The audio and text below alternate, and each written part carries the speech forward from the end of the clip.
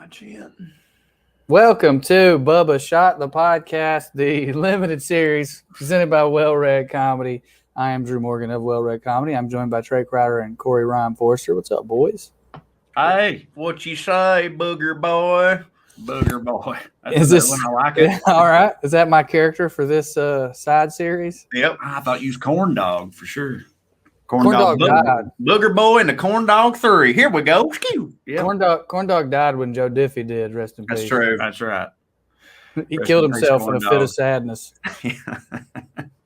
He jumped off a tower. You mean to tell me Diffie died and it's Trump's fault? God damn it. His head just exploded. Well, anyway, let's get into it. This is the introductory part of the episode. You don't know what we're talking about. You don't know what we're doing. This is a 90s country podcast focusing specifically on songs that have a full story to them. And even more specifically, boys, I mean, I think most of them are really funny. They're all great, but they're also pretty funny. Yeah, I agree. I mean, I don't think it's a shock that the ones that when you were asking like, hey, which ones would you guys want to do episodes on? And we were just kind of throwing them out, that all of our favorite 90s country songs also just happen to be hilarious because that just kind of matches up with our sensibilities. But like, yeah, I think that was like the thing that really drew me. Like when I was a kid, why I love 90s country is just like how it was all good, but it was just so fun. It was just so fun and light and funny. And there's at least one episode that's dark or heavy, but that's to change it up. That's just to go against type. The exception proving the rule. For sure. Well, it's funny because it's like the stereotype.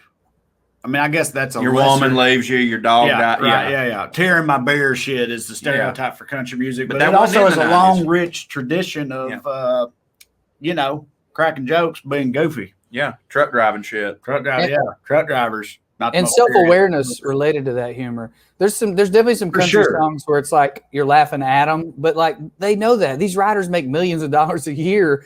You know what I mean? Of course, man. Like, dude, like to hear Jamie Johnson like tell the story of how he wrote Honky Tonk Badonkadonk, like it genuinely like was the most self-aware. Like they were basically just sitting in the bar like, I wonder how much money, who can write the dumbest song for the most amount of money? And like, that's so like, when you think about it like that, you're like, yeah, who gives a shit? Like it's whatever. Corey, for the record, that song kind of goes. Corey, you know how you think you can win every competition that comes up between almost every no one would argue with you. If we had that, I'd be like, man, he's gonna make so much money. I was about to say, if I came in here and said, who can do the dumbest thing and make the most money on it? It's like, I mean, just go ahead and give the boy the check. Yeah, I don't know. What are we even doing here? Just trying to fill time between now and death, I guess. Right. I'm sure the rest of them probably bowed out immediately as soon as he put Honky Tonk Badonkadonk on the table. For as soon sure. as he says it, they're like, well, fuck this. Yeah. Do you think they knew it'd be a hit? I know they knew it'd be dumb.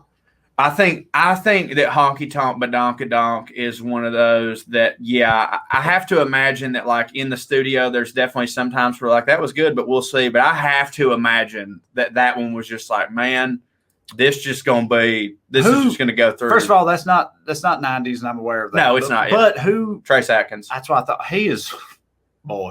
He looked like he stank. He just, but yeah, sure. But he's like the king of that dumb shit. For sure. Trace Atkins, dude. Lord, fucking but at the same time, what you say, but dude, something ball cap don't take no crap. But he somehow I see Pap, but he somehow went too far. He's the one who went too far. He offended some of those people with that "Meet Me at Arlington" song. He somehow went too far down the fat dumb don't hit route. Yeah, he did. But no, you could do that. I'll be honest with you. I mean, I think that Every Light in the House Is On is a good goddamn sad night. That's he did have some good ones. He did, yeah. You had to have had some good ones to end up going full FDDH. FDDH, fat dumb and don't hit. And we'll get into a lot of fat dumb and don't hit over the course of this mini series. But just case in point of what we're talking about ballads, we're talking about stories, but for the most part, we're talking about fun ones. And for me, growing up in the 90s, and I think a lot of our fans will identify with this, whether they were 13 in the 90s, I mean, obviously you were 13 for only 1 year in the 90s, but whether you're in your teens or whether you're in your 20s, that was a good era for country music. I mean, it really was. Hell yeah, man. I mean, I know that everybody like, it's kind of just everyone of a certain age hates pop country regardless of what generation it is. Like there were definitely people who my dad hated it. The not right. And like hated it. Because it's like it's all fucking poppy bullshit. And it's what he would have told you. Like he liked Waylon and Willie and all them fucking dudes and whatever. And he's like, these are a bunch of fucking and fancy jean wearing fucking bullshitters here, which is exactly what we say today, but it's just not. And it's a hard pill to swallow that like it very well may be. Like it's just that I know. We have to understand that the way that we feel about current country music is the exact same way our dads felt about ours, and we're just like, no, by God. I have been having this drunken conversation with my buddies since I was like 20 years old, I think, where it's like, and I know we've had it before. I think we've had it on the wellRED podcast probably multiple times, where it's like trying to reconcile how much of my unabashed love for 90s country is just like pure nostalgia versus how much actual validity there is to that argument of, because I just cannot help but think that like if you take fucking Shenandoah or whatever, right, that they're just way more goddamn country than these motherfuckers out here today. I know, but it's just not the case. But here's the way that I think the unfortunate thing that we have to say is like the country, like we've changed as a people. You know what I'm saying? So like this type of modern pop country still does reflect what the rural South looks like now. Okay. Unfortunately, I've kind of come around on it to where like I had to very much don't hit for me. No, it don't hit for me either. But I had to realize like, dude, at what point are you being the kids these days thing? And like if you were 13, you would probably be rocking to this shit because it would be, I think, your Tractor Sexy of this generation. Well, and I bet part of the reason you're coming around on that, and I feel like I should mention Tyler May & Co. has made me realize about some things about the deep history of country music that I didn't realize, which is essentially that what country music, the most popular version of it always is half what the last popular country thing was, half what the current pop music scene is doing. But what I will say in defense of what you've got going on there, Trey, is two things. One, pop is so fractured right now in America. Like that used to mean one thing. It used to mean Backstreet Boys. Right. So if 90s country was half pop music of the 90s and half whatever 80s country was, that was a pretty finite world you're dealing with. Right now, and this has been going on since the 2000s, pop's fractured. We brought in rap. They put trap beats on country music songs now. Marshmello topped the country charts. Marshmello did. That is different. It's the same thing. We're all describing the same thing, but it is different that this generation of pop country has a lot more to pull from, and a lot of that don't hit for me. Like it just don't. Me neither. No, it doesn't. But again, like you said, the 90s stuff didn't hit for your dad. Mm-mm. And your dad had really good fucking taste in music. So I'm just saying, like, there's something to be said about all this. Yeah, but it hit real hard for his bitch ex-wife. My mama we're talking about there. Which, by the way, that's my favorite 90s country song. My bitch ex-wife. Yeah, it's a Travis Tritt jam. I think. Yeah, it is. But for real, that's how I like. Because that's where I got all the 90s country from was my mama. They were divorced. That was her shit. She loved that shit. And my dad hated it. So I'm saying like there might also be something to that. He was very much a rock and roll purist. He did have really good taste in music. And like that's all true. But I'm just saying, throw that little caveat in there. Might have something to do with it. But here's the deal. I don't care. I genuinely don't care if it is just nostalgia as to why I like 90s country. Because it doesn't matter. Like I think you just have to go at the end of the day. You're like, it doesn't matter why I like a thing. I like this thing. 90s country, because that's the thing about 90s country that like I told BJ Barham, our good buddy, the lead singer of American Aquarium, earlier this year, they put out Slappers, Bangers, and All Around Twangers, or whichever iteration of that it was called. It was a 90s country album.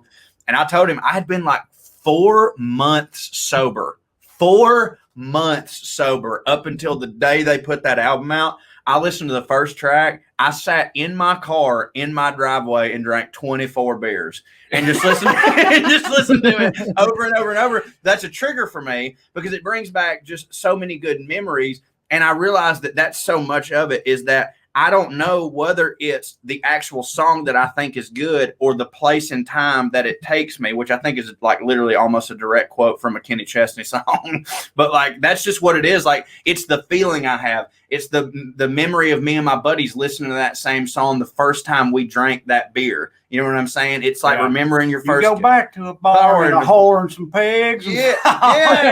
Drinking at your dad. Yeah, stealing the butts of my grandma's cigs. Yeah. Like, you go back. Go back. But it's that. Yeah, but it's that. And like, that's beautiful. And like, you shouldn't ever want to take that away from a motherfucker. Right. A quick caveat too, since we brought up Tyler, this is not cocaine and rhinestones. This absolutely is it's meant to honor the artists that we cover, but it is also meant to laugh. This is Coca-Cola and pork rinds is what this is. Exactly. This is meant to laugh. This is meant to have a good time. Coca-Cola and pork rinds. I got it. CP. I looked at Trey for a bow. I want to know, because you're a Georgia boy. Yeah. And that's y'all's thing is Coke. I mean, Coca-Cola. Not Coca-Cola. Okay, I did not know that. Coca-Cola? Yeah. Yeah, that's how you say it, Coca-Cola. Coca-Cola. Okay. Again, you're a Georgian, so I trust your word on it. It's Coca-Cola? When I was a kid. This is also a country song. Back when pop meant pop. Yeah, Coke was Coca-Cola. Yeah, when I was a kid, like I couldn't read. So like I would just say it the way that everybody said it. And like old men, but like, yeah, I take Coca-Cola, which was a Coca-Cola, but they didn't say, Coca-Cola. And so like, I remember the first day I looked and I was like, oh, it's a Coca-Cola, but it was a Coca-Cola. I will take your word for this regardless, because again, of where you're from, I trust you. Is this a mimosa tapatio situation? No. Okay. I heard some. Okay. I mean, meaning those are words that Corey just says because he's Corey. No, I guarantee you, there's so many people listening right now are just like, yeah, Coca-Cola. Well, see, we where I'm from, we called everything a Coke, right? Meaning like Sprite. Yep. You want a Coke? Yeah. What kind of Coke you want? Y'all got Dr. Pepper? I'll get you Dr. Pepper. What kind of Coke you want? Y'all got Sprite? We did that too. We called everything Cokes. There was that too, but it was also like I heard people like, yeah, I'll go get me a couple Coca-Colas. Yeah. All right. Well, I mean, that hits. This is kind of blowing my mind. I thought everybody called them Coca-Colas. Where are you at on that, Drew? We called it Coke growing up or pop. Right. But are you aware of it being Coca-Cola? Oh, I've heard that before. It was old people. It was always old people. Old people. Yeah. Coca-Cola. I want Coca-Cola. Okay. And I mean, really, all it is, it's not them thinking that it is Coca-Cola. I know it's just them cutting the coca out of it. Yeah. That's something that hits for me that we do is we just cut window. You know, extra we just don't say stuff we don't need. Extra syllables ain't it. We already talk slow, so we got to remove a couple letters to make up for it. Well, I was going to say that too. We're in Appalachia, and especially north of me, like in West Virginia, they don't talk that slow. Even that's a deep South thing anyway. So look, cut the syllables, get to the point. I know I'm not a good example of any kind of Southerner, am I right? And nor are you. I feel the same. I don't talk slow. I talk fast as Me fuck, too. I think. Yeah. But people tell me that all the time. But I'm like, I do too. I'm a fucking motor mouth, and I kind of always have. I don't think Appalachians talk slow. I think that is a gone with the wind thing. Well, Boomhauer don't. You know what I mean? Like Boomhauer's whole deal. I think I think like that's a Southern Virginia type, and the only person I know who talks like that is fucking Wade.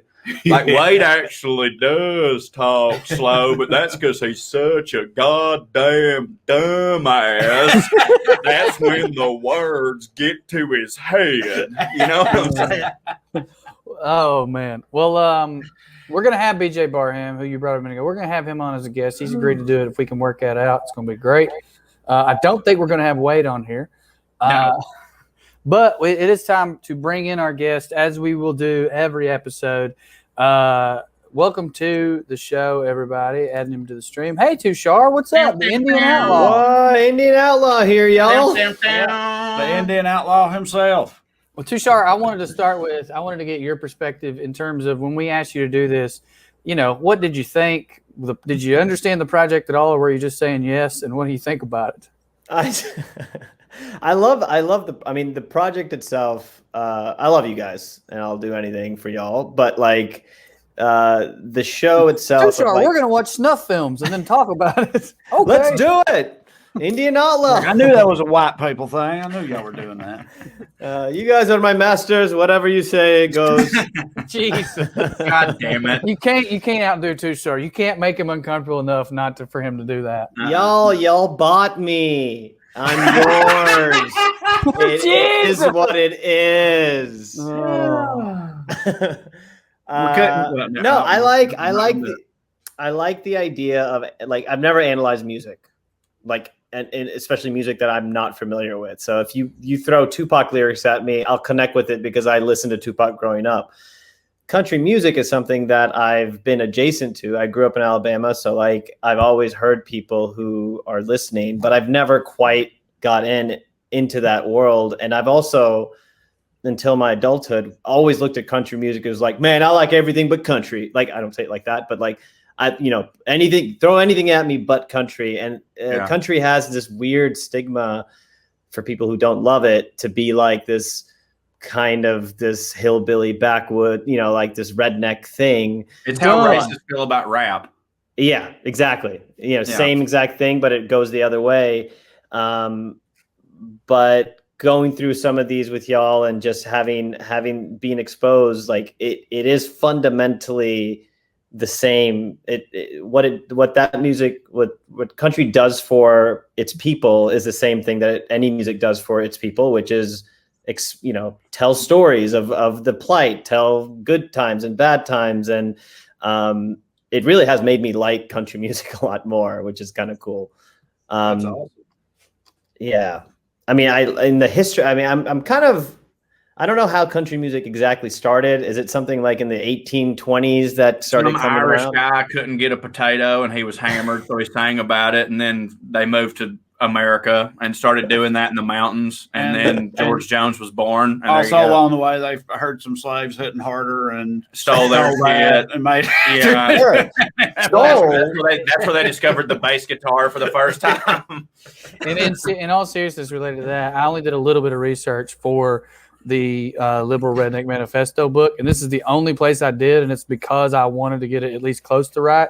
And this is a general thing. I have drank too many beers since then, but generally speaking, poor people were making music together, and when you put Irish music, structure over what a lot of the slaves were doing, and they put it in church, and then when the record companies got a hold of quote unquote hillbilly music and quote unquote colored music, they quite literally decided to label them that and separate them because they didn't think black people would buy white people music or that white people would buy black people music. So they quite literally bifurcated the music, but black people were playing on the early country records and white people were playing on the early R&B records.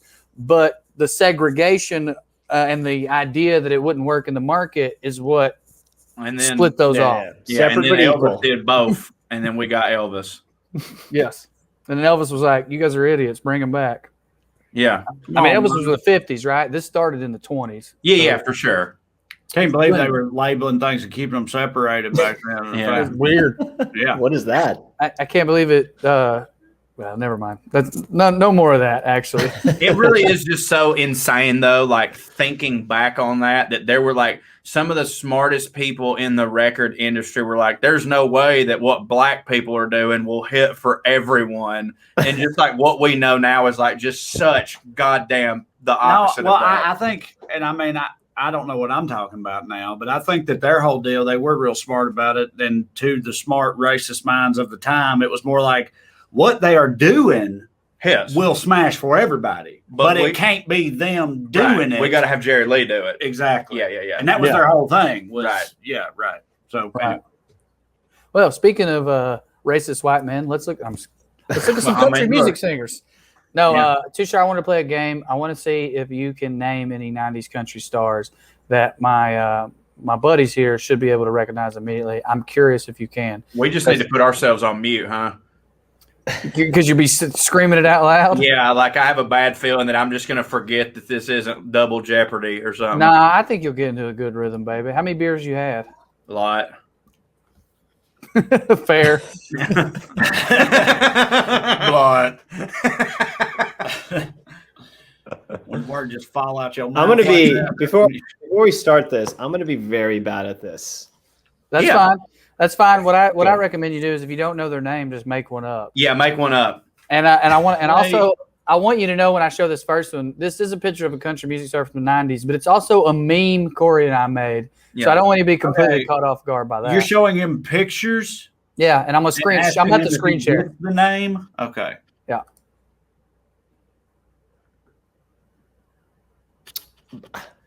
That's Joe Diffie. Yeah! Nailed it. That is Joe Diffie. Do you know? And that's actually when he was healthy. That's the best he ever looked right there, buddy.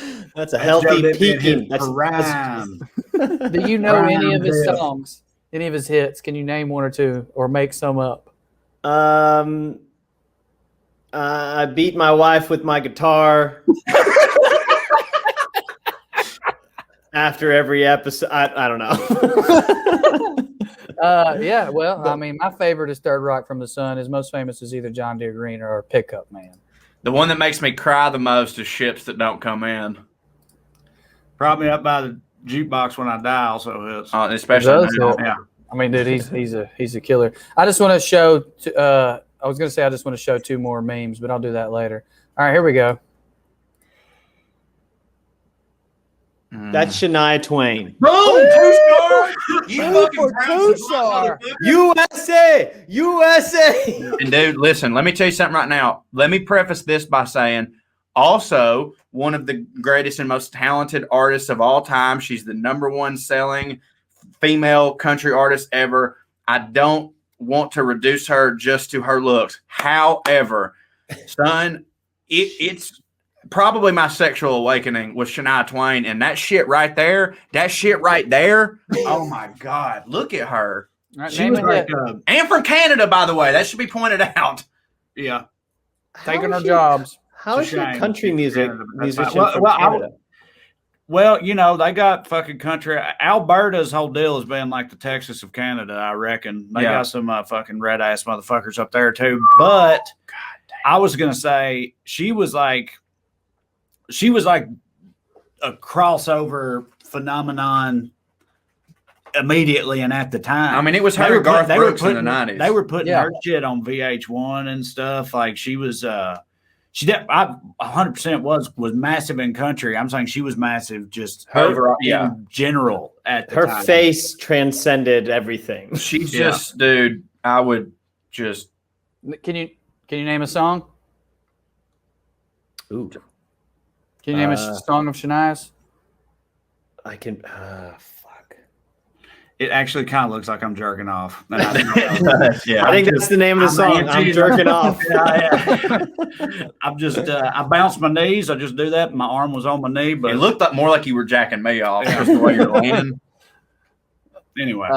Any Man of Mine's probably the biggest hit. But here, we'll go to the next one. This one's tougher. I Whose think. boots have your bed been under? Whose bed have your boots been under? There you go. This one's You're still tougher. the one.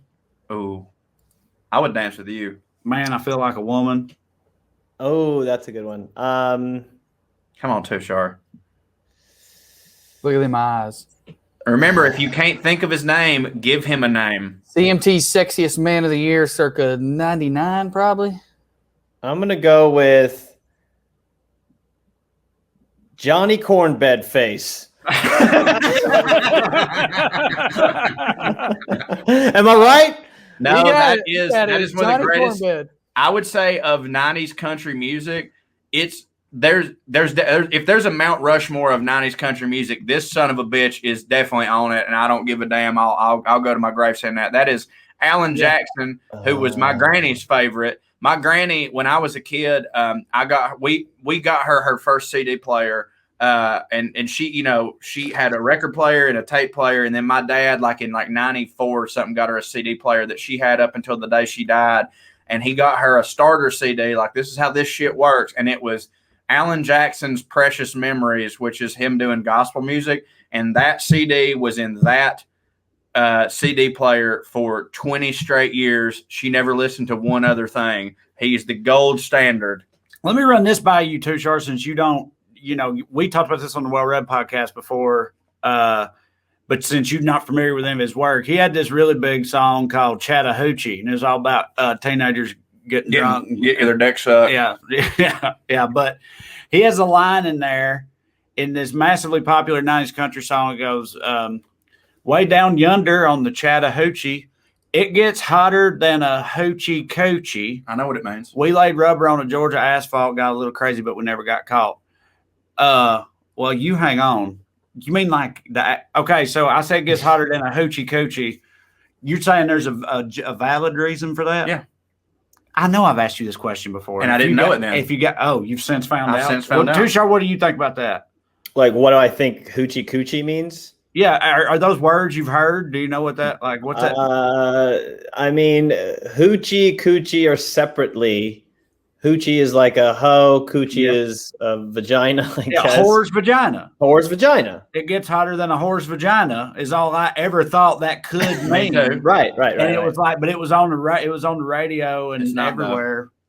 A hoochie coochie is a type of dancer similar to a flamenco dancer. And the fast way in which they would dance and gyrate and the sequence outfits that they would wear would cause them to perspire a lot. And so now, granted, they absolutely want you to think what we thought for sure. I feel like this is our people skeet, and here's why.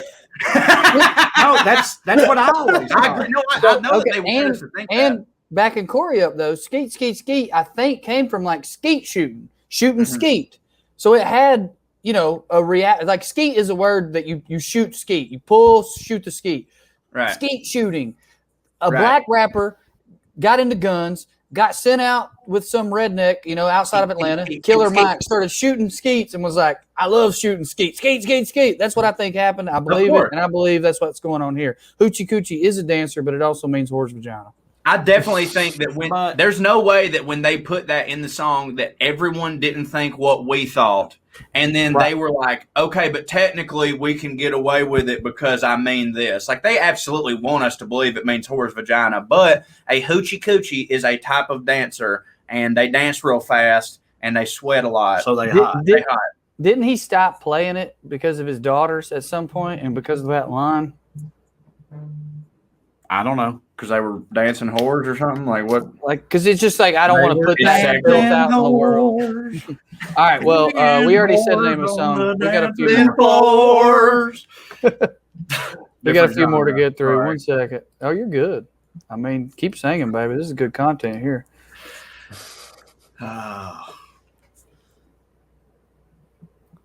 Reba McEntire. Yeah! There it is. Damn, I'm better at this than I thought I'd be. A single mom who works too hard and loves her kids, and that's her. Can you name a song?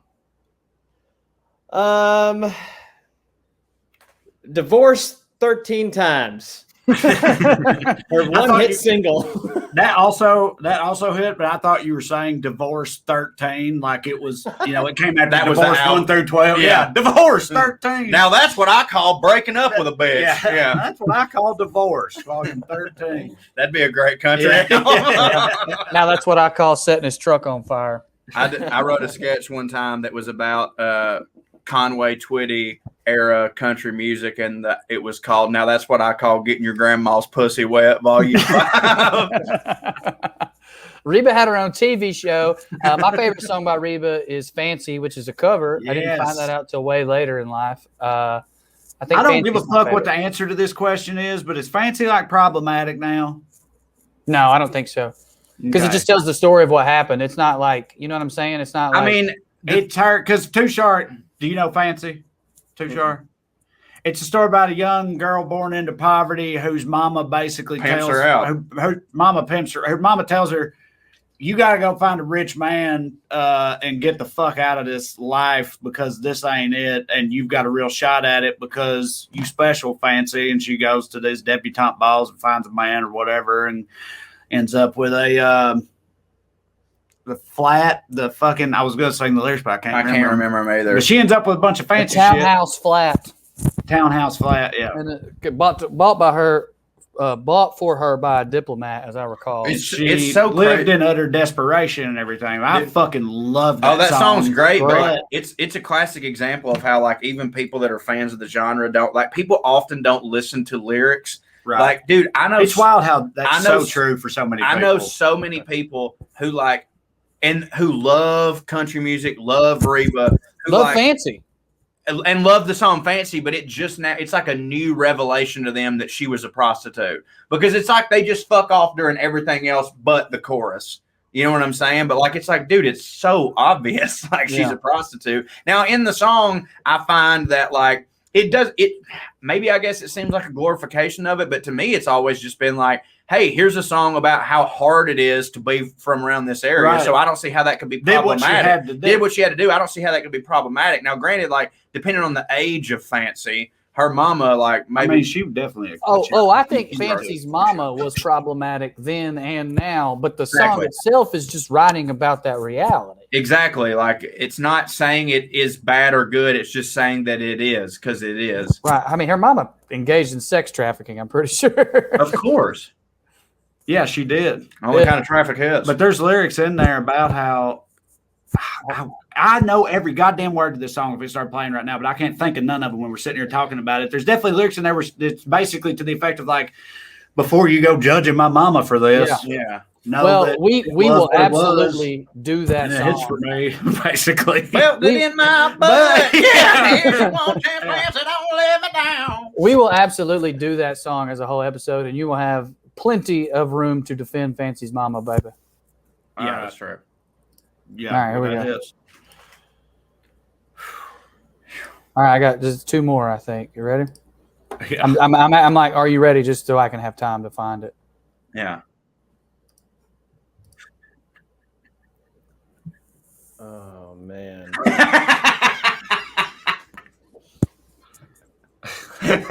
By the way, if you're watching and you enjoy the memes you've seen, you can follow Corey and I's now defunct meme account, Crown Royal Bag, on Twitter. We should bring it back and make it just the official Twitter of this podcast. Ooh, that's a great idea. Crown Royal Bag, the official. I'll be honest with you, seeing this, I'm like, I remember how much we used to hit it doing this. Man, we had some good ones. I can show you guys some more Joe Diffie's I've got pulled up. I'm going to go with Billy Bob Bible. Because I don't know. What was Billy Bob? Number one selling Bible from the. What was he's a Bible salesman? That was a. No, it was like the fish on the wall that just did Bible verses. Baptize me in the water. Tushar, name one of Billy Bob Bible's top selling songs. Abortion's illegal, but I did it anyways. That's a B-side. Whoopsie. That is Toby Keith. That's a plan B-side. Yeah, there you go. Damn it. Now, do you know Toby Keith songs? I mean, I know everyone's familiar with who Toby Keith is in the zeitgeist. Is he the guy who does like the American what's it called?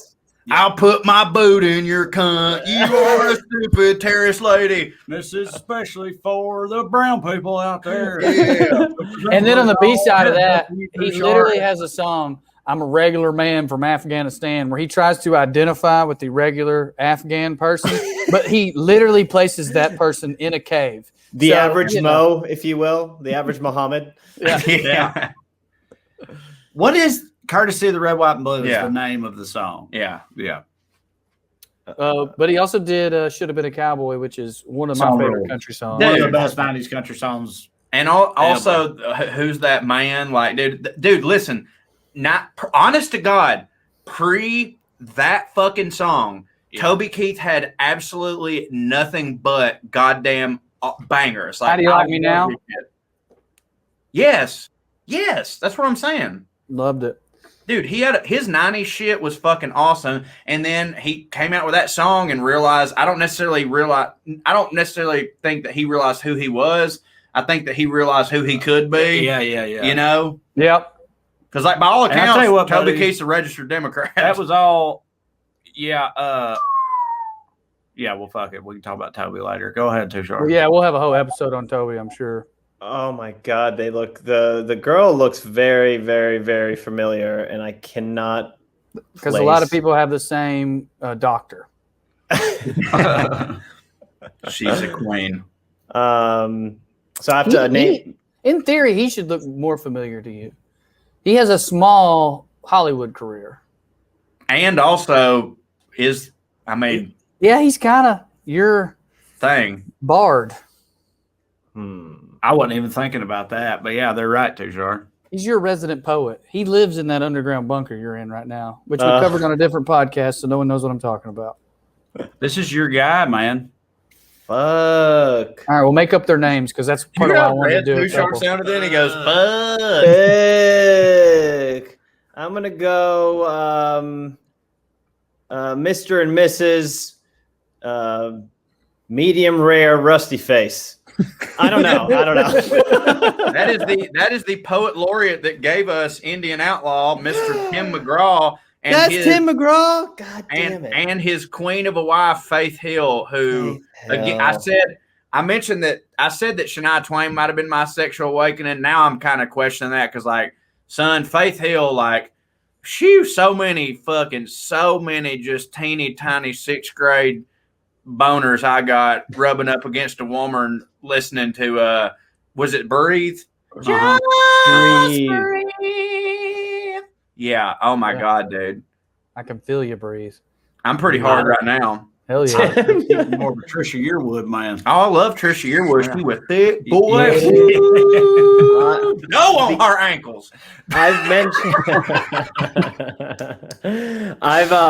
I've mentioned this on this podcast before, but because of y'all, whenever I travel, do shows, and the DJ or the sound guy asks for what song to play, he goes around the room and they're like, all right, this guy by Outkast, this one. And I'm like, Indian Outlaw, Tim McGraw, go 14 seconds forward. Yeah. That really has been great. I love that so much. How is it received? Well, when I was in San Diego, oddly, I let it play, and I've done this on your shows where I let it play out for a good, before I start talking, I just kind of start good dancing. Uncomfortable amount of time. And it's just, sometimes they just don't know what I'm talking about, but either way, I get to go talk about, like, it's funny because it's the wrong type of Indian. And then I start singing it, but like, no, it's the right type of Indian. You're always the right type of Indian as far as I'm concerned, too, Char. Ooh. Jesus. Oh, sorry, hit the wrong button. I'll reshare that while you process what you just saw. Oh, man. Oh, no. I don't know what I did wrong. Give me a second. Boys.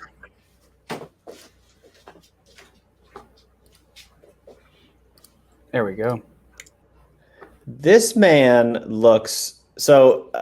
I think I was in the 6th grade, living in Huntsville, and my father came back with an article, or he had an article in the newspaper in the local Huntsville Times, and it was basically like local man murders people, and then he basically put parts of their body in a freezer. He got caught, and this looks like what I think that would happen. Like that guy's face. God damn. Yeah, I gotta admit, you look at that picture and you're like, God damn, I bet she looks real rough. Absolutely. This is DUI Dan, man. DUI Dan. This is DUI Dan. DUI Dan. Singing his greatest hit, She Hit Me First. She hit me first. What? Who is this? Randy Travis. Randy Travis. Who Great has picture. No meme, though. No meme. Well, it's funny because him as a character, as like his persona was not like this at all. He was not like an outlaw country guy. And supposedly, correct me if I'm wrong, fellas, this mugshot is from one of the many times he was strung out and again, this might be homophobia coming from the country fan base, but supposedly naked near a truck stop trying to have sex with gay truckers. Sure. I think so. I remember him being strung out and naked a lot. Yeah, he stayed strung out and naked. Which is why I remember. Well, whatever, dude. Think about this though, man. Think about this. You were a gay truck driver, all right? Now think about it. You're a gay truck driver. Where you're going. You're a gay truck driver. Be my birthday, by God. You're looking for any butt to fuck. Any butt to fuck. And by God, 3 wooden crosses. Randy Travis spreads his for you. Like, again, like what a fucking, like, confetti's gonna be falling out of the sky. You get a free hot dog. Like, god damn! Like, sing for me, Randy. Sing for me, Randy. Gay trucker Jesus, take me down. But then it looks like they beat the shit out of him. See, I don't hit. Yeah, he called him a queer after letting him fuck him in the butt. I think the cops did that to old poor Randy. Right. Yeah. They would have been worse. They're like, that ain't a queer. That's Randy Travis. Stop beating him up. Right.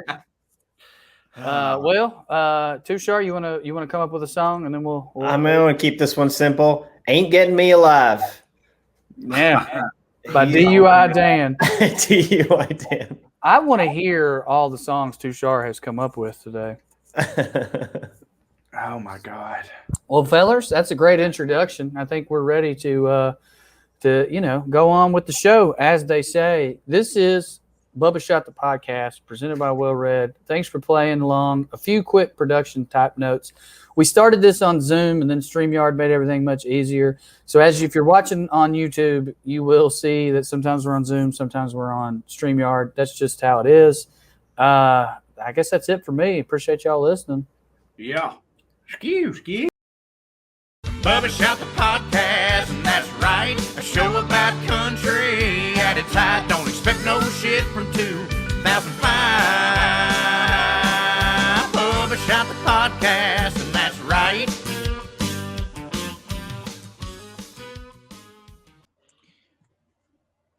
In the fall of 1992 in the United States of America, Bill Clinton was out hard campaigning, about to become the leader of the free world, and Basic Instinct was the #1 movie. And while Americans were very excited about having a good old boy Southerner in the White House for the first time since Jimmy Carter, and all those good old boys who looked up to him were even more excited about Sharon Stone's Snatch being on the big screen, a gentleman by the name of Dennis Lynn was penning a song that would be released that fall by country music recording artist Mark Chestnut on his 1992 album, Long Necks and Short Stories. That is where we begin today, gentlemen, with what I consider one of the quintessential 90s story country songs, Bubba Shot the Jukebox. Welcome to Bubba Shot the Podcast. It's our first episode. Boys, I'm so fucking excited. I'm very excited, too, and I'm glad you just brought up the name of that album. You said Long Necks and Short Stories. Yeah. Phenomenal. That ain't bad, fellas. That's pretty fucking good. No, that sounds like, exactly what it is. Hell, I'm pumped about it too. I agree with you about it being quintessential. I was listening to, obviously I already knew we were going to be doing this, but I had not gone out of my way to listen to Bubba Shot the Jukebox again. The other day, it was Thanksgiving actually, while I was slaving in the kitchen all day. I was listening to 90s country, just like a random 90s country playlist on Spotify, just on shuffle. So no control whatsoever, just whatever popped up. And I listened to it for hours and countless songs, and none of them slapped like Bubba Shot the Jukebox slapped when it came home from me. Well, it really did. I was in my own head. I was thinking, I was like, man, I know we're about to be talking about this song and everything, and maybe that's coloring some of how I feel about this right now. But this song is just, this is it. It's unbelievable. Well, and we're going to get into content, obviously, deeply, but the melody, it's in my head right now. I can it's so good. What a great riff. No, it is absolutely rad. It's got everything, and I've found myself, because as Trey pointed out when he texted us the other day, he's like, I really like the research for this podcast because it's essentially just hitting. Yeah.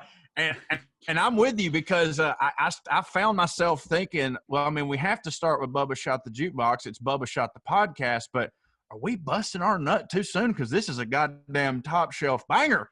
I thought about making it #2 or #3 for that exact reason. But like you said, we got to get it out of the way. And don't get it wrong, folks. The next few episodes are going to be flames too. I'm not worried till we get about to episode number 12 or 13, what exactly it is we're going to do. But let's not get too much into the big picture here. Let's focus in on Margie's Bar. First of all, the opening line is, We were all down at Margie's bar telling stories if we had one. That could be a Chris Christopherson lyric as far as I'm concerned. Obviously, the rest of the song is goofy, but, buddy, I'm in. I'm right there at Margie's bar.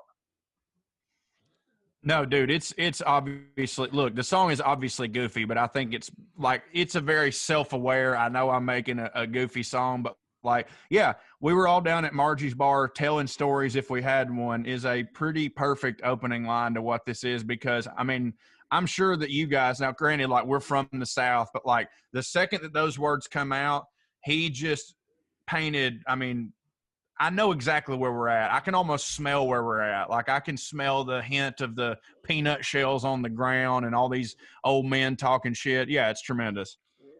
Well, the songwriter, Dennis Lind, or Lindy, Linde, is from Abilene, Texas. And our singer is from Bryan, Texas. Both of those are within spitting distance of San Antonio. I bring that up because I think it's relevant, because I looked up Margie's bar. There are two, and at least one of them, I can tell from the internet, has been around since the 80s. The other one, I can't tell if it has been or not. So I think it's a real place. I mean, I think it's based on a real place. Well, it certainly is in my head canon now, a real place. And they're both these that you talk, they're both still open, or whatever, pandemic aside. Well, it's Texas, buddy. They're fucking open 24/7 right now. Right, yeah. I guarantee you, just on that note, that I bet there's bars in Texas that are doing more business because of quarantine. Tell me I can't drink at the bar. I don't even like that place, but I'm going. Oh, I absolutely believe that because, dude, rednecks and the redneck type person, that's a type of protest that we're all behind. I guarantee you, a couple years ago, there was some people who ate Chick-fil-A for the first time in their life whenever they found out that it was because gay people hated it. You know what I'm saying? Absolutely. But they went out of their way to have Chick-fil-A. You know what I'm saying? So, that's definitely a thing that we do. And by we, I mean dumbass rednecks. Well, speaking of surviving precarious situations in bars, so they're all down at Margie's bar, and they're telling stories if they got one, and someone plays a sad song, and Bubba's in the corner, and I will probably have told you all this in the intro, but if I haven't, pause right now and go ahead and read these lyrics, because I don't want to just read through them, and I need y'all caught up on the story. But guys, I don't want to get too full of hyperbole here. When you think about making a song about some bitch shooting a jukebox, yeah, and that's the whole song. It ain't the first verse, and then we had a fight, and you turned out it's about his sister. The whole song was about Bubba shooting the jukebox. Yeah, you couldn't do it better. It's got everything. Yes. No, I have to agree. I mean, yeah, you sit there and you go, well, you read the title of this song, and you're like, okay, Bubba shot the jukebox. Okay, well, how much of this and how quickly into the song? Oh, there it is, right there. Sure as shit. This is it. This is what this is about. I don't know if this is too much of a divergence right now. I don't think it is. I hope it's not. But I'm looking at some stuff over here on Wikipedia while we're talking about it also. And it's Dennis. It's pronounced Lindy, Drew. Okay. Apparently. Dennis Lindy, the guy that wrote this song. You mean to tell me? Now, we said Bubba Shot the Jukebox is one of the most quintessential 90s country songs of all of them. And we talked recently on the podcast after a certain unfortunate passing of a 90s country icon about another song that we call the quintessential 90s country song called John Deere Green by Joe Diffie, also written by Dennis Lindy. This and John Deere Green and Bubba Shot the Jukebox and Goodbye Earl and I was about to say, Baton Rouge. and yeah, because last week I said, dude, the Dixie Chicks have to make this cut. He wrote fucking Goodbye Earl, which is probably the quintessential 90s girl, girl power fucking 90s song. Like, this motherfucker here, he unfortunately passed away in 2006. Yeah, I was about to say, we got to get him on here. And then it's like, well, yeah, if you live a life like that. He hit too hard. He did hit too hard. All right, here's where I'm going to start. You guys can jump in anywhere, favorite parts, but just to get us kicked off here, there's a lot of legal aspects to this I song bet. that just piqued my interest a lot. There's a lot going on here from the legal side. One of the first lyrics, it's the first line of the second verse, is that Bubba ain't ever been accused of being mentally stable. But give him a gun. Yeah. Well, that was my first thought. I was like, well, damn, Dennis, I don't know what your feelings on gun rights are, buddy, but maybe he ought not have one, Well, I mean, he kind of said right after that, he says, we did not draw an easy breath until he laid that Colt on the table. So to me, I feel like Mr. Lindy is saying, I don't know. It never entered his mind that Bubba wouldn't have a gun. It's like he's crazy and his gun's out. So this is a precarious situation, but I'm in no way saying take the gun away from him. No, absolutely not. He still gets a gun. It's just when he pulls it out, we all got to be on our toes. Right. Well, then the cops show up invariably, because some bitch was shooting jukeboxes. And it says that they told him as they dragged him out, don't play dumb with us, son. You know damn well what the charge is. Mm-hmm. It sounds to me like they weren't reading this man his charges and his rights. They're just dragging him out of there. While we're here, I would like to point out that before we just skip over it completely, a lot of people that think country music is dumb and, it's just, it's just about trucks and guns and bars. I mean, I know this song. Look, I know we got it all, but listen. Hold on. Ooh, this is about to be the Bubba Shot the Jukebox of defenses here. but listen, what I'm saying is like that there's still true poetry and art.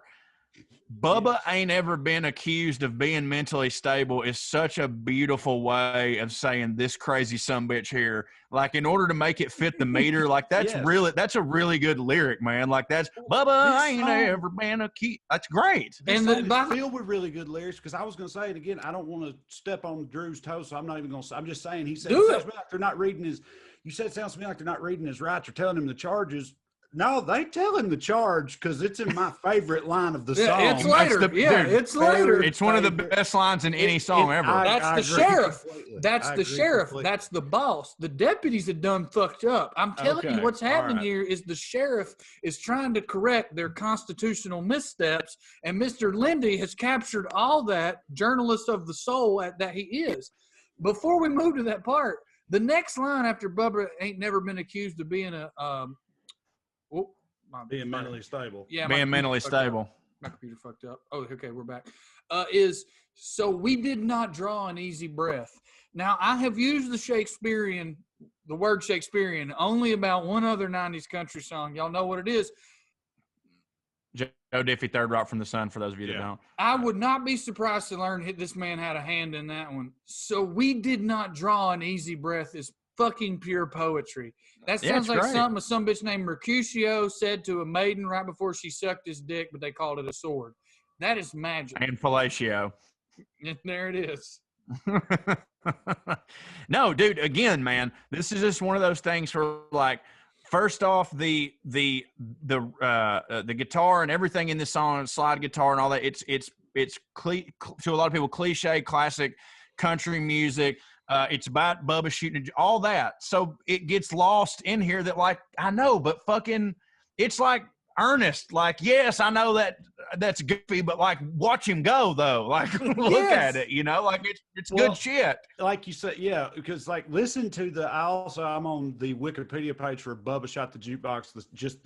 I'm on the songs Wikipedia page, which is pretty sparse. And just listen to how Wikipedia describes the song, not inaccurately, to be fair. It says, the song is an up-tempo in which a man named Bubba shoots a jukebox when he hears a song that makes him cry, which causes a scene, period. Bubba is taken to jail, period. And that's the entire thing. And imagine getting a whole song out of that. I know. Like you said, and the execution of it is just so one of flawless. My favorite things. We don't know why it made him sad. And I love that. What song was it, you think? That's what I'm saying. I love how he hesitated to say it was George Jones, which in my heart it was George Jones. He stopped loving her today. This is an interesting thing you've brought up here because I was thinking about this. I was listening to it the other day, and I think very much have an assumption, but I wonder if it's one of those things where it's like the listener makes their own truth about Bubba Shot the Jukebox. Because I can. But because when you say we don't know why it made him sad, I always I always took it for granted. You know, he's heartbroken. He's over a woman, right? And it's a song that reminds him of her. Sure, and that's what happened. It could have just been Rocky Top. They just. Oh, God damn it. Well all right. done. We're going to have our new segment, our segment coming in soon. So I want to get to a few more things. I want to get to Trey's favorite line. And I think it's my second favorite line. But Trey, do you want to read it? Yeah, you brought the chart. When the sheriff arrives with his bathrobe on. Tremendous. The song. Yeah, First, I got something to say about that. Yeah. Like, I got a couple things to say about that. No, number one, so like, they couldn't just call whoever else was in like the sheriff had to get out of bed and put his bathrobe on. Like there wasn't a fucking Barney Fife deputy that could come take care of it. It's like it had to be. They're already That's there. what Drew's saying. Like, and Drew's right. This was big doings. The cops come. Bubba ain't having this shit, so they have to call the sheriff. They have to call the sheriff who arrives with his bathrobe on. Right? Hey, Bubba's already been fucking with these dumbass cops. Right? And so they say, You're right. My bad. When the sheriff and it's a small town, I think. Yes. Bubba, he knows Bubba. Yeah. When the sheriff arrived with his bathrobe on, the confrontation was a tense one. He shook his head. Tense said, one. Bubba boy, you was always a dense one. And then here's the actual lyric right here. A reckless discharge of a gun. That's what the officers are claiming. And Bubba hollered out, reckless hell. I hit just where I was aiming. Bubba shot the jukebox. And that's it. That's it. I think that like the CMAs, which I mean they don't hit, they're nothing. But like I know that I think that they need to start giving out like, okay, maybe this wasn't song of the year, but like this acknowledging line of the year, because like, buddy, there's no fucking way that wasn't the best line in a goddamn song that year. But it's perfect. That's what I'm saying. Like awesome. in this world, bullshit that Lindy has established, and this protagonist that we have in Bubba. Yeah, it is the perfect. If you've ever known a Bubba, and we've all known several, it's just like that's the Bubba shit I've ever heard. It's the most Bubba shit. Exactly. It's just such a chef's kiss, like perfection. Like that's exactly. It's a Bubba-ism. Like that. I'm not going. I won't deny that I had a goddamn gun and I was fucking shooting. But if you dare tell me that was reckless, I'm a good shot, you fucking queer. I won't have it.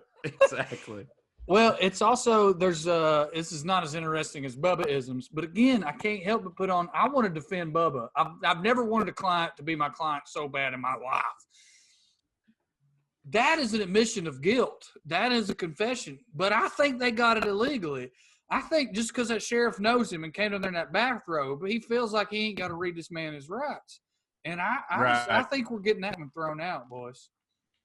But my fear with going to court with Bubba is getting him to shut the fuck up. Absolutely. Oh yeah, I mean we saw Johnny Paycheck how he handled being in court, and Bubba's probably got a little of that streak to him. So I don't know if that's a good thing. Well, Bubba's probably been to court several times. I would imagine. Yes. My final legal thing is he mentions that through teardrops in his eyes, beyond a shadow of a doubt, it was justifiable homicide. Yes, that's so perfect. That's wonderful too. You're absolutely right. He could not tell right from wrong through the teardrops in his eyes. Beyond a shadow of a doubt, it was justifiable homicide. Those are three legal phrases, okay? He could not tell right from wrong has to do with whether or not you can stand trial to begin with, okay? It's whether you're fit to stand trial. It's competency in the legal sense. And then shadow of a doubt, we all know what that is. And then justify. Mr. Lindy, he's really set this crime. It's a crime of a passion, if you think about it. Absolutely. I agree. And ladies and gentlemen, that brings us to our next segment. Outlaws. With the Indian outlaw himself. Yes. Here he comes, ladies and gentlemen, Mr. Tushar Singh. Tushar, baby. Well, we're going to edit this part. Tushar, what the hell? I can hear him. I can't sing. Show us yourself. This Bow, happens, bow, bow. this happens Bow, bow, every bow. time. Tushar, you're supposed to know about this type of shit. Where That's the fuck what are I'm you saying. I think he wants us to make that joke There every it time. is. See, Does. he's He just does. waiting on us to make that joke. What? I don't know how videos work. You do it every time, and then you appear once we make the joke. You're like a genie, and that's reverse racist. Reverse. I'm not reverse racist. He's just regular old I'm racist. regular. Yeah. I'm homegrown. All right. So, y'all, if y'all fucked with us for a while, you already know Tushar, the Indian outlaw, as it were. And you know the story and all that. But Tushar's from Alabama, but Tushar didn't fuck with country music like we did because, you know, his parents had degrees and stuff. But, and, you know, we're foreigners, all that together. Anyway, so we thought it makes sense to use this podcast as a platform to introduce Tushar to some Reach across the aisle. to some of his good friends' childhood culture that we had growing up, and just here. And for the first time, we asked him ahead of time. We gave him like a list of songs, and Bubba Shot the Jukebox at the top of it. How many of these are you already familiar with? And he said, literally none. I don't know anything about any of them. And we said, okay, well then here's what we're gonna do. So Tushar has listened to Bubba Shot the Jukebox for the first time in his entire life, and I just cannot wait to hear what you think about it, your analysis, your review, your critique. Let's go. Well, stepping back from, first of all, thank you for the opportunity to analyze white people. It's my favorite thing to do. Yeah. It felt like just listening to the cadence of the song and how, like, if I walked into a bar in Alabama, that would be the song that I think is playing. Some version of that song. So it was almost like comforting in that kind of like, oh, we're here. Let's start the show. Like, let's just party. Like it's a true, like if an Indian person walked into like a Bhangra vibe, they'd be like, oh yeah, we're partying tonight. So that was oddly comforting. I just found, I listened to it a few times, and I just thought that the song was so reflective of almost honoring the psychopath. Like it's deifying this guy who, for all intents and purposes, there shouldn't be a song written about him. Like, I don't understand what about. All right. Well, strong disagree, but go ahead. What about what he did? Like, what is his hero's journey? What is he doing that is so special that he heard a song, he got sad as hell, and then it wasn't like the gun. I thought the gun would be like with him, but no, he went out to the truck to get the gun, which is psychotic. And then he comes back, and then he's shot, and then he's presumably carried out of the bar by police, but at the same time, everyone's like, woo, yeah.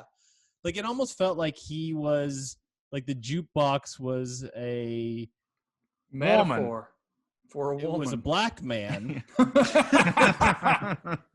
No, the cops did arrest him. Yeah. The black man was trying to steal his woman, so he came in, shot the black guy, and then now it's like, now there's a song about him. I do think it's about, like, you know, fuck that, I ain't gonna feel that no more. Sadness don't hit. Shoot it. I'm gonna shoot my sadness. Yes. First of all, okay. Go ahead. I mean, it's like, my question to you guys is in general, like, first of all, there's no version of that in an Indian pantheon. Like, if just compared to another. Y'all don't shoot jukeboxes? First of all, we don't have jukeboxes. Okay. Yeah. And secondly, like, so, like, I was just confused of, like, why is there a song about this man? Like, what about Bubba is powerful enough to latch on to, and what did Mark Chestnut tap into there that made it like a number one hit? I will hazard a response to that. First of all, I think there's one aspect of it you're not appreciating, which is that we are all in agreement that this song is self-aware in its absurdity. Insanity, yeah. There's a long tradition in country music of like novelty songs or like basically humorous songs. Like this song, I very much believe is supposed to be funny. It's supposed to be good, Absolutely. but also like the guy who wrote it, it's supposed to be funny. Yeah. And why was it written? What did it tap into? We just said it, a version of this before you got on here. We all know Bubba's, right? Like the whole country music audience knew, at least statistically speaking, 3.4 Bubba's, right, in their personal sphere, right? And so like that's why it was worth, because we were just talking about how perfect we do have a really tiny Bubba, so I think I do know like exactly 3.4 Bubbas. There you go. How perfect the representation of Bubbaism is in this central character of this song. It just like, if you're just like white trash from the South like we are, you hear this song and it just makes sense. I don't know. It's like, oh, that's such a Bubba thing to do. That's classic Bubba doing that. It's interesting. Yeah, it's interesting to hear you talk about the lack of this in the Indian pantheon. I've got two reactions to that. Like on a sincere level, I'm like, well, yeah, y'all ain't got no Bubbas. Like whatever you're, like you ain't. I think in Bubba. order to. We're Yeah, Bubbaless. you would have had to have eaten a cheeseburger before you wrote this song. Right. There's no doubt. Because if you had Bubba's, there'd be some version of it. And then I guess my comedian reaction related to that is, look, dude, like it is self-aware. You got to know about self-aware art. I've seen Bollywood movies. You can't tell me you can watch a fucking show where some dude's eyebrows dance for 5 minutes and I'm supposed to hear you shit talk Bubba. Like, oh my God. Okay. Let's please draw this parallel between Bollywood and like 90s radio country. and also, here. Tushar, let's write the Bollywood Bubba right now. I think. Oh, that's a great. That you already got the name. Yeah. Tushar, that's a character you need to start doing ASAP. That's you Tushar are the Singh, Bollywood Bubba. Yeah. That's We just good. changed your fucking life, son. Drew did. Yeah, I want 10% because if you do this, you're gonna make tens of dollars. But anyway, go ahead. So you want $10? Yeah, need it. Okay, that's Did y'all lose him? as if it was not a parody. I'm pause for 2 seconds. We that missed again. the first clause of your sentence. Start over. Yeah, you froze up at the beginning of what you were just saying. So Oh, it's happening. I was again. listening to it as this is a serious man who did a serious thing, yeah. and now we should listen to it with serious eyes. So I wasn't ever listening to it with like, oh man, this is like he's shitting on Bubba's everywhere. Okay, I will say Bubba is a serious man, but only because he has the gun. And I do think he's captured that part of Bubba's. Bubba's are not taken seriously until they go to the truck. That is the moment Bubba gets taken seriously. And that's why they have guns, for the record. that's like their whole thing. They'll listen to me now. Click, click. I desperately look for a big video for this thing. There's no music video for Bubba Shot the Jukebox. Is there not? It's wild. I didn't even like. I've literally grown up my entire life hearing this song. There is. I'm pretty sure Mark Chestnut's wearing a pink shirt. That's all I remember of it, though. Like, why didn't I watch it before this fucking show? It never even occurred to me to even look up a video. I just, like I said, I've just heard the song so many countless times and know all the words and shit. I've never even thought about a music video. I'm trying to find it almost right now. how could I was about to say, if you find it, just fucking share it on here and we'll all watch it together. Hell yeah. Because it's almost one of those things where like the song is ridiculous enough. If you try to put that into video, like what are you gonna do? Like, legit, Right. you're gonna have a dude shoot the fucking jukebox, and also like I think you're gonna at the least. at the least, like you're gonna have to like give the people what they paid for. Yeah, it's here. I found it. I'm curious. You know what I'm curious to know is if like in the music video it shows what song it was, because like my two leading theories that it, like, obviously it could just be a song that was personal to him that made him cry. Like, there's songs that would make me cry that aren't necessarily sad songs, but like, to me, it's like what Drew said. It's either He Stopped Loving Her Today or, which would have came out only 2 years, I think, before this song, Chiseled in Stone by Vern Godston. That's my other one. That's 2 years. You know, it'd still be on the jukebox rotation. Does Mark Chestnut, does he do a lot of songs like this? Like, I don't know his body of work. He didn't write it. First of all, yeah, all these guys back then, none of them hardly any of them, yeah. Hardly any of them wrote their own lyrics. The guy who wrote the guy who wrote this, yes, he did do other type. We were talking about that earlier too, like John Deere Green. That's another one we're going to have you cover on a future segment. He wrote that one, which is it's like the subject matter is completely different, but like it is still doing a wild thing. Yeah. It's like, yeah, you know how Faulkner was in the same made up town? They's in the same. Bubba and Billy Bob and Charlene, they lived in the same goddamn town. I guarantee that. And the Earl. same extended Bubba universe. Yes, they all exist. Bubba universe. Yes. God, and by the way, the songwriter has passed, Tushar, and it breaks my heart because, man, I'd love to have him on this podcast. And, you know, he probably would not do it. Without a doubt, I would say. You know the problem with Bubba is that Forrest Gump ruined it for me. You can't hear it no more. Bubba. It's what? You can't hear Bubba without thinking about Bubba from Forrest Gump. Yeah, I can't give Bubba without Bubba from Forrest Gump. And it's sad because I know there's a lot more white Bubbas and black Bubbas. I know there's a lot more to it than that. Yeah. There's not. There's less. Although Bubba from Forrest Gump's a very country-ass black Bubba, you know, like he's as Bubba as Bubba he's very Bubba. He's extremely Bubba. You know, and the only other Bubba I know is a black NASCAR driver whose whole mission, other than winning races, is to tell rednecks to kiss his ass, which is a very Bubba thing to do too. Tushar, yeah. I went to high school with two Bubbas. Two Bubbas. And one of them was very much of the jukebox shooting variety. And the other one is a literal rocket scientist at Thomas Jefferson National Laboratory now. So not all pronounce Bubbas. It Bubba. Yeah, Bubba, yes. Bubba. No, I don't think any of his rocket scientist friends call him Bubba anymore, but he was Bubba in school, though. Everybody called him that. Now he's Dr. Bain.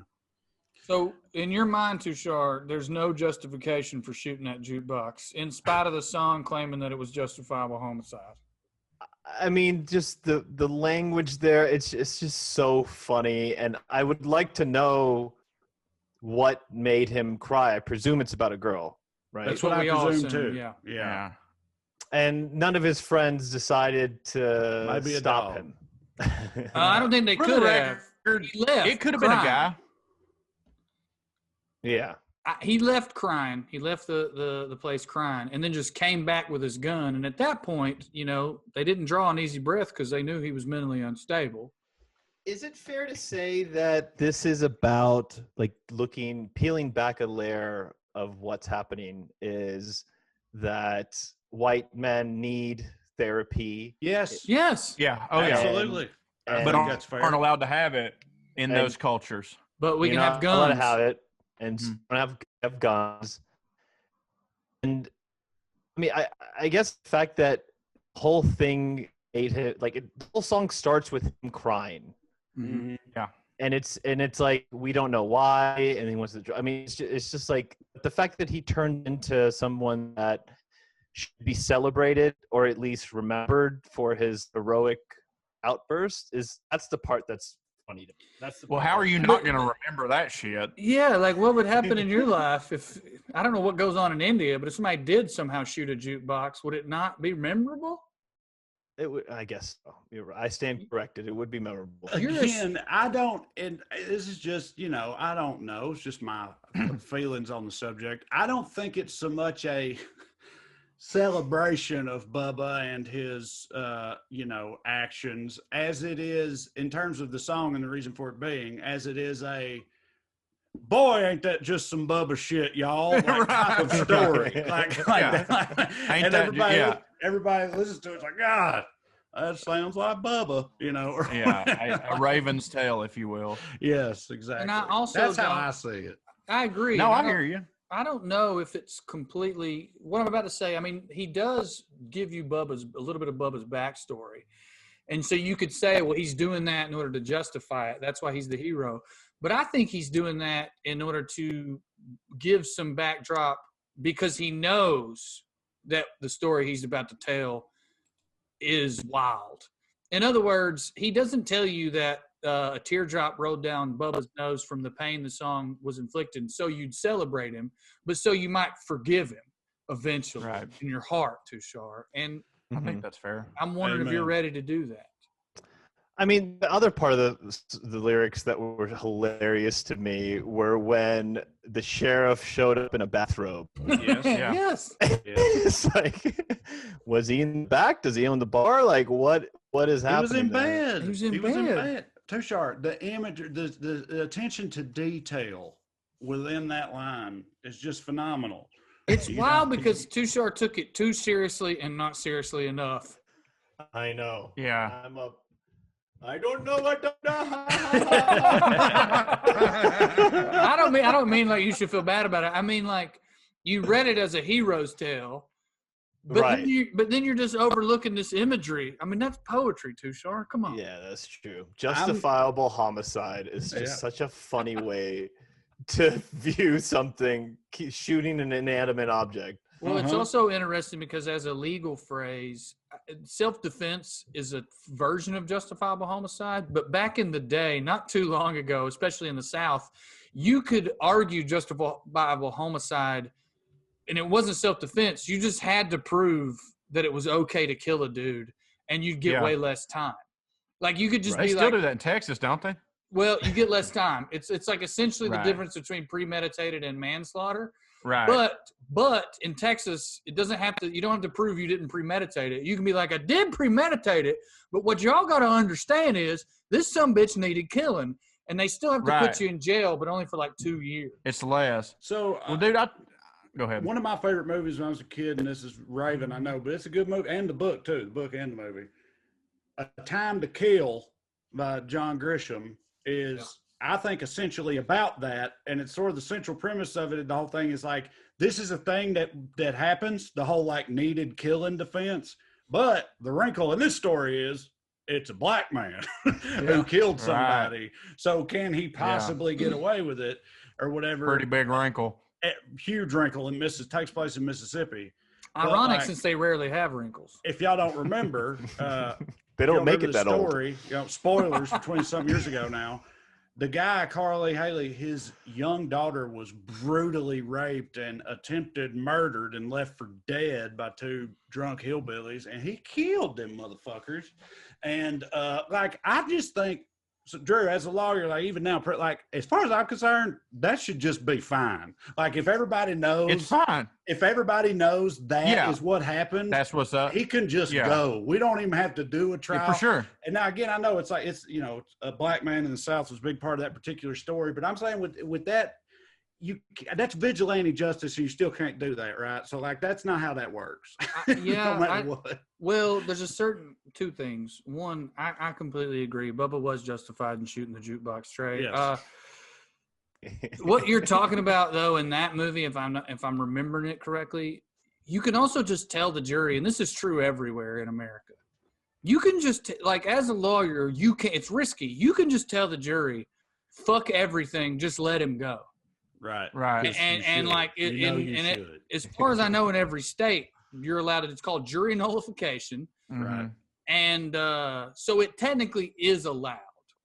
Cool. Like it technically is the case that you can do that at trial. Right. Like, hey guys, what would you do in this situation? Exactly. You'd have killed them motherfuckers. So. Well, it's tough because you are very limited to the types of arguments you can make in that scenario. I'm not sure you're allowed to go, what would you have done? But you have to imply it, Right. It's funny because that's literally McConaughey's closing argument in A Time to Kill. It's literally just, what would you have done? Yeah. But Tushar, back to the important subject matter here.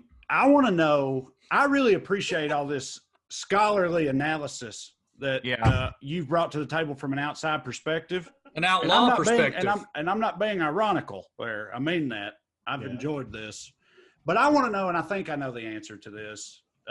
But like, just from a like how it sounds to your ear, just a music perspective, without getting into analyzing what it's about or why it was written or any of that shit. How do you react to it? Like, can you admit yourself, like, I mean, I could see how this is catchy, or is this shit like grating to you? Like your ears hate it? No. Like, turn this shit off. Like, how does that work? I picture, because my band of guys that I used to hang out with in high school, when I got introduced to the world of American music, was like, it wasn't this music. It was like Allman Brothers and Eric Clapton and like your friends hit. And they prefer British racists, it sounds like. Right. This music was more like hillbilly. It was like when you walk into a bar and it's smoky, there's whiskey spilled all over the floor, there's beer, and it triggers, if I have to go into it, it does trigger a sense of like, I better have some friends around me at this bar or I will feel a little weird. There's going to be one or two more black people, maybe, and the rest will be not. And it's like home court advantage music. Bubba shot the you're Bubba shot the Tushar is what you're worried about. yeah, exactly. And so, I mean, I obviously had to overcompensate and become whatever, but like it is music that is symbolic of like, I mean, especially now that I'm saying like, this is a reckless dude who was sad, who didn't have any way to like emote other than with a gun. And it's like, that's kind of scary if you think about it, but then it's also like, man, you're just having fun. This is a funny, like, Weird Al-esque song. Well, so I don't know how aware of this whole dynamic you are already, but like it's weird. 90s country specifically is weird for me and Corey and Drew and people of our generation, but not all of us, like your friends apparently. But like all my buddies that I grew up with, when we were kids in the 90s, we listened to this type of country music, and because of that, we still have like a soft spot for it in our hearts. But now as adults, we revile like the country music that they play on the radios and then the honky tonks in Nashville. We still love country music, but it's like you were saying, it's like the Allman Brothers, except like the new shit, Sturgill Simpson and, fucking Jason Isbell, all those. Like, we love that and hate the present day equivalent of this type of music, but this particular era of it still very much hits for us because just nostalgia and whatever else, I guess. But I'm saying like I don't know. There's definitely a huge difference between like, and it's always existed, like Allman Brothers, Leonard Skinner, and that, and that type of like Southern music versus fucking Mark Chestnut. Like, so there's always been a difference. Song that was on your radio, or was this something that your parents would play on a CD? It's radio. Both. Only my mom. That's not my dad. My dad was like a big rock. He was like a music purist. He loved rock and roll. He liked old country. My dad hated this shit, but my mama had it on like cassette tapes and stuff. She would play it, but dude, this was all over the radio too. I mean, I was 8 when this song came out. Just doing the math, and it was all over the radio. But my dad listened to Skinner exclusively, and my mom usually listened to religious music. So the fact that it's ingrained in my brain is strictly from the radio. Well, see, okay, about that, and for Tushar, have y'all wondered before? Because I had another buddy who grew up in a town similar to mine in Tennessee called Camden, Tennessee. Red as hell, rural as fuck. I met this dude in college, and he's a white guy, but he wasn't raised on. Both his parents hated like 90s country, and he didn't grow up with it at all. So he's never liked country in any form, 90s or otherwise, despite being from rural Tennessee. And when I first met him and found that out, I took it for granted that everybody in my generation who was from the South liked this shit. Yeah. And that was wild to me because, and here's my question, it's wild to me that you avoided all of this. Like the fact that like, I'm not kidding, like because you're from Alabama, it's wild to me that you somehow avoided some of these songs, because in my experience, in my perception, they were so ubiquitous in the South during that time that I don't know how you could have not heard them, even if you hated them. But I believe you, but that's interesting to me. But you're a little, Tushar, how old are you? 39. Yeah. So he's a little older than us. And I think a few things. When I say my mom listened to religious music, I mean that's the only tapes she played. She played the radio in the car, which is where I heard this shit.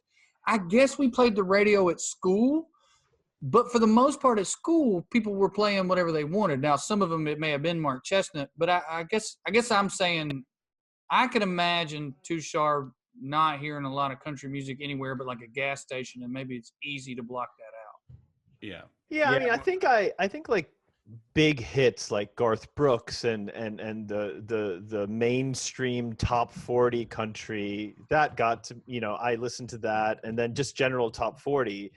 But this type of music never broke into national Casey Kasem level music. It just never did. We just didn't have, there was no MP3s when we were kids. And so like when we was all hanging out and stuff, like, I mean, yeah, if somebody had a CD, that was rad. Like, I remember we got into Bone Thugs that way, but like, you just put it on US 101, and that's just what it was. You know what I mean? Like, you just leave that shit on. Nobody changed that motherfucker. And this song got played every other goddamn song, so that's just what it was. It made it to number 4, Tushar, on the Hot Country Singles of Billboard, and it did so in spite of, at first, it was the third single from that album. It was getting radio play in spite of not being pushed as a single, and they had to just push it as a single because people were going crazy for Bubba. I wonder if this inspired any people to actually shoot jukeboxes. I guarantee you some people really shot jukeboxes before, during, and after the reign of the Bubba from this song. And just during the rain. Yeah. Yeah, I was about to say, I don't think that, like, anybody went from I would never shoot a jukebox to then shooting a jukebox. It's much like what George trying to Marilyn Manson, Mark Chestnut. Exactly. I am. All I'm just these saying, school like, shootings, and then they were Marilyn Manson's fault. And we're trying to put the jukebox shootings on Mark Chestnut here. We're turning our kids into jukebox shooters.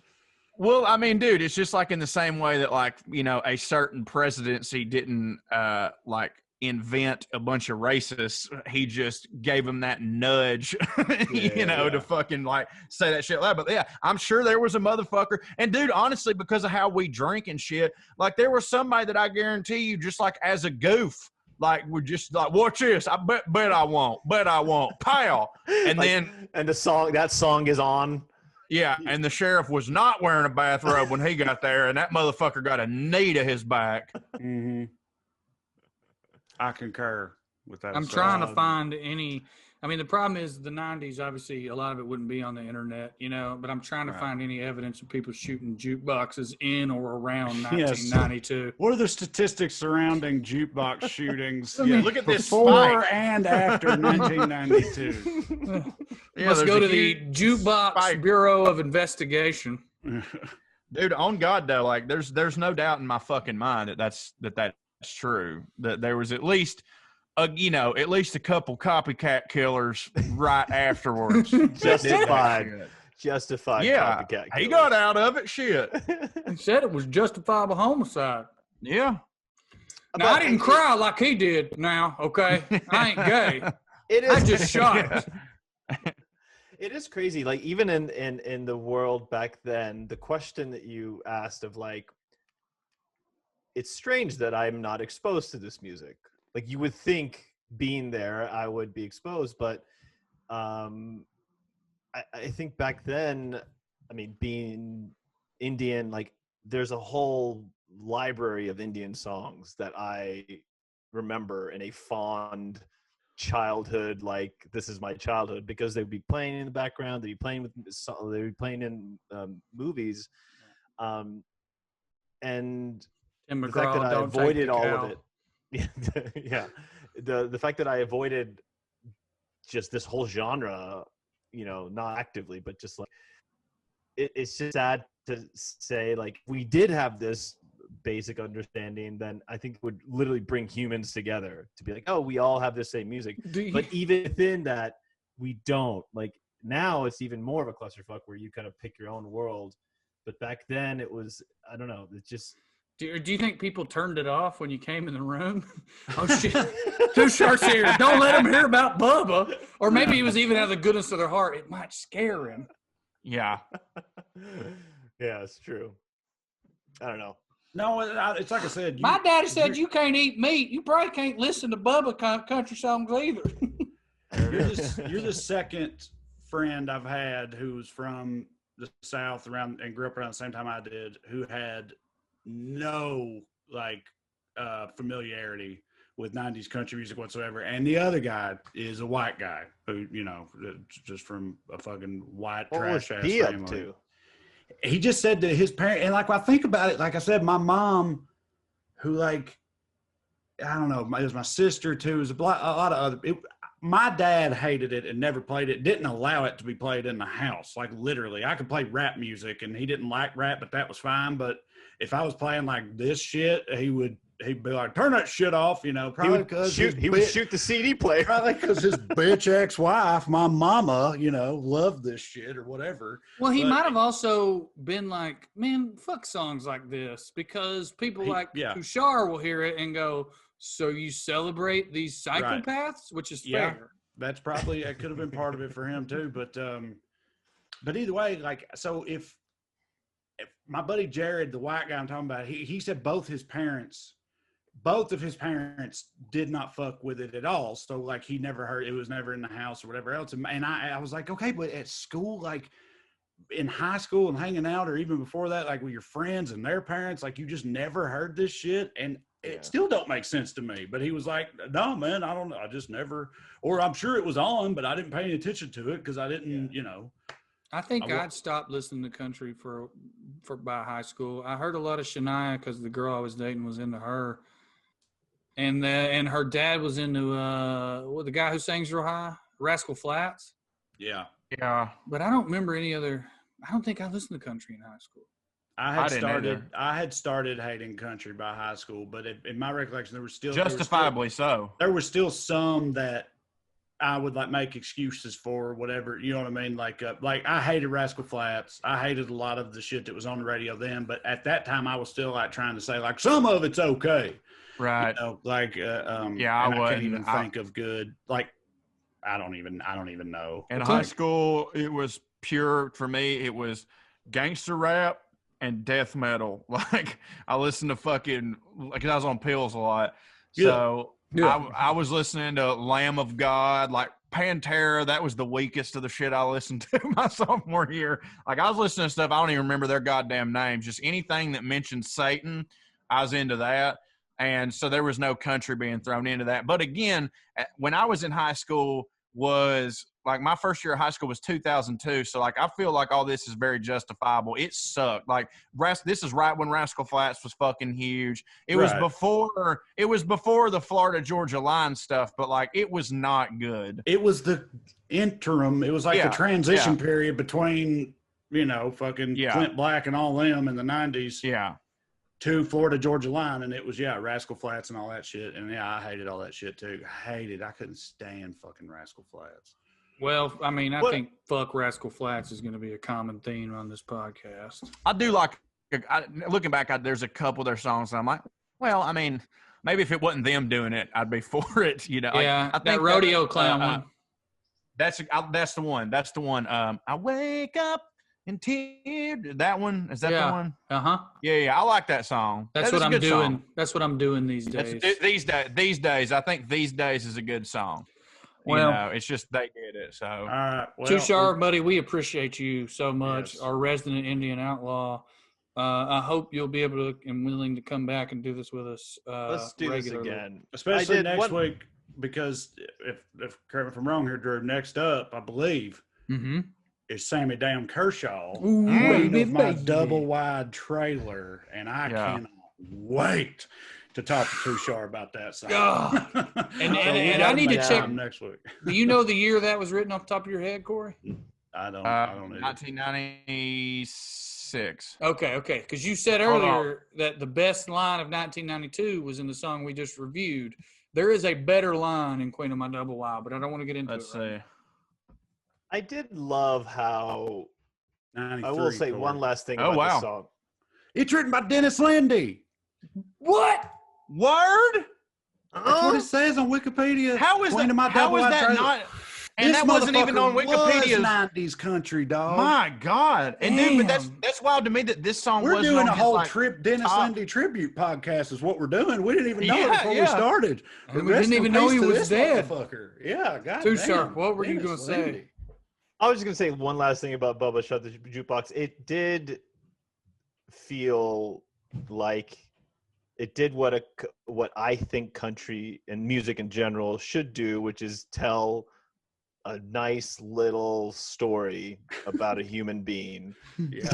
I guess also it does that, but just the fact that you almost know that Bubba was a regular at Margie's bar and everyone kind of knew each other, and it had that feeling that it's like family, and this idiot cousin guy did a stupid thing and now there's a song about it. So that definitely like translated through the music. So the first stuff you when you opened up and you were talking about the hero story. So it sounds like what you're saying is you got all that, you got the small town, it had good imagery, but you were sort of taken aback that they're celebrating this man. Right. Yeah.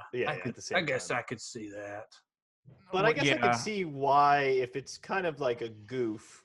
Like I literally listened to it as if it's like a serious fucking sonnet about. Well, if you grow up bubbleless, what are you going to do? Well, there's a lot of songs that we call that's a very thematic song, or a very that song is a movie. Like that song could be a movie. Like I think of the song by Garth Brooks, the one where he's with the older woman. Which one was that? Thunder Rolls. No, that's the one. That one too. Thunder Rolls. There's a whole movie. No, that one too. But like these are all. He worked for that woman for a summer, and she had the need to feel the thunder riding lightning in the skies. Yeah. It's about him fucking that old gal. Anyways, that could be a whole episode of a show. But with Bubba Shot the Jukebox, it's more of just it's a scene. Like it's a scene from Roadhouse. It's not the whole thing. It's just the scene. But it's a great scene. I agree with you. It's a great little story. It's telling you something. It's not just going, girl, get in my truck. We're going to get drunk. Like there's a lot going on here. And I think it's a fucking tremendous song. In my opinion, I don't know if we've decided we're going to rank shit, but as far as 90s country goes, and especially in Mr. Lindy's oeuvre, as it were, 10 out of 10. Yeah, okay. Absolutely, 10 out of 10. Actually, I think what our rating should be was how many Bubbas do we give each song each week, and on the Lindy scale. Yeah, on the Lindy scale, how many Bubbas? All right, that's great. So for me, I'm also going to go 10 out of 10 Bubbas on the Lindy scale. 4, and you touched on this kind of, Corey. There was room for subtext back then. They're not beating you over the head with it like they do with truck and girl and gun and all that. This is like. Well, we don't know what song was playing. We just know it made him sad. So that's it's like Trey said. Like that's their Quentin Tarantino moment. Like it doesn't matter what's in the suitcase is whatever you want to be in the suitcase. We have compared the song to Time to Kill. Tarantino, Time to Kill. Yeah. Shakespeare up top. Mm-hmm. All right, Trey, what's your 10 out of 10? You give me 10, fucking 10 Bubbas. Goddamn. Too Sharp. What are we doing here? How many Bubbas? I'm gonna go 10. 10 Bubbas. Unanimous. Don't shoot me. 40 Bubbas and not one, and only one Deb jukebox. All right, well, that it. Yeah. See y'all next time on Bubba Shot the Podcast.